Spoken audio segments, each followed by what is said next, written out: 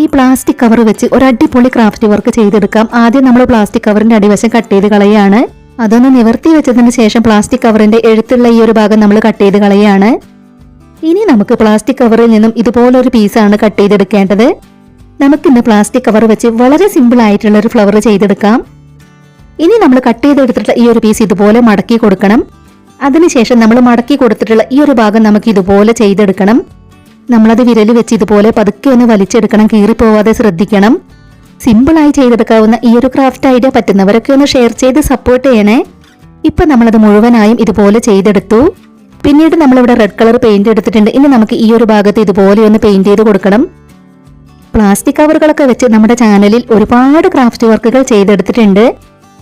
ഇപ്പൊ നമ്മൾ പെയിന്റ് ചെയ്തെടുക്കുന്നത് ഉണങ്ങിയതിന് ശേഷം ഇതിന്റെ മറുവശത്ത് നമുക്ക് പെയിന്റ് ചെയ്ത് കൊടുക്കണം. ഇപ്പൊ നമുക്കത് ഉണങ്ങി കിട്ടിയിട്ടുണ്ട്. ഇനി നമ്മൾ ഇവിടെയും പെയിന്റ് ചെയ്ത് കൊടുക്കുകയാണ്. രണ്ടു ഭാഗത്തും ഇതുപോലെ നമ്മൾ പെയിന്റ് ചെയ്ത് കൊടുത്തു. പിന്നീട് നമ്മളിവിടെ ഈർക്കളിയും നൂലും എടുത്തിട്ടുണ്ട്. ഇനി നമുക്കിത് ഇതുപോലെയാണ് ഫ്ലവർ ആക്കി എടുക്കേണ്ടത്.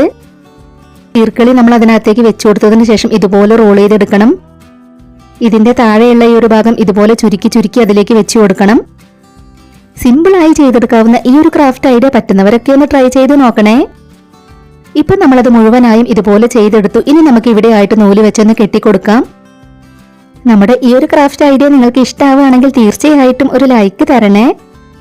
ഇപ്പൊ നമ്മളത് നൂല് വെച്ച് ഇതുപോലെ കെട്ടിക്കൊടുത്തു. ഇനി അതിന്റെ ഇതളുകളൊക്കെ നമുക്കൊന്ന് ശരിയാക്കി കൊടുക്കാം. വളരെ സിമ്പിൾ അല്ലേ നമ്മുടെ ഈ ഒരു ഫ്ലവർ ചെയ്തെടുക്കാനായിട്ട്. ഇനി നമ്മൾ ഇതിന്റെ തണ്ടിൽ ഗ്രീൻ കളർ പ്ലാസ്റ്റിക് കവറിൽ നിന്നും ഒരു പീസ് കട്ട് ചെയ്തെടുത്ത് ചുറ്റി കൊടുക്കുകയാണ്. അപ്പൊ നമ്മൾ ഈ ഒരു ഫ്ലവർ ചെയ്തെടുത്തിട്ടുള്ളത് മുഴുവനായും വേസ്റ്റ് മെറ്റീരിയൽസ് വെച്ചിട്ടാണ്. വേസ്റ്റ് മെറ്റീരിയൽസ് ഒക്കെ വെച്ച് ഒരുപാട് ക്രാഫ്റ്റ് വർക്കുകൾ നമ്മുടെ ചാനലിൽ ചെയ്തിട്ടുണ്ട്. ഇതുപോലെ തന്നെ നമ്മൾ വേറെ 3 പൂക്കൾ കൂടെ ചെയ്തെടുത്തു.